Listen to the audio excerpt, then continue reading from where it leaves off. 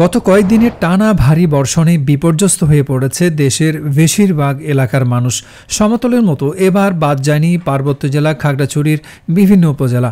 এর মধ্যে রামগড় উপজেলা শহরের আশেপাশের গ্রামগুলো একের পর এক প্লাবিত হচ্ছে। দুর্যোগ মোকাবেলায় প্রস্তুতিমূলক সতর্কতা অবলম্বনের জন্য রামগড় উপজেলা প্রশাসন, পৌরসভা ও দুটি ইউনিয়নে মোট 12টি অস্থায়ী আশ্রয়কেন্দ্রে বন্যা কবলিতদের আশ্রয়ের ব্যবস্থার কথা জানিয়েছে।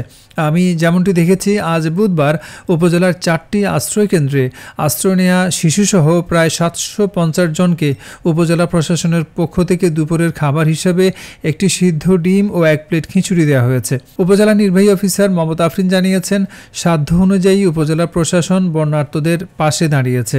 এখন আমরা যে স্কুলটিতে রয়েছি এটি উপজেলার নিউ রামগড় সরকারি প্রাথমিক বিদ্যালয় এবং অস্থায়ী আশ্রয়কেন্দ্র হিসেবে এই স্কুলটিতে বর্তমানে প্রায় 600 মানুষ আশ্রয় নিয়েছে বলে স্কুলটির প্রধান শিক্ষক আমাদেরকে জানিয়েছেন।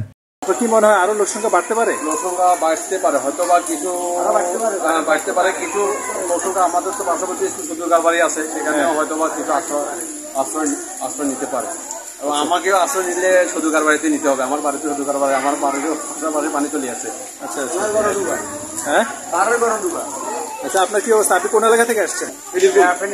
ফেনীরকুল থেকে আসছেন। এখানে বেশিরভাগ কি ফেনীরকুল?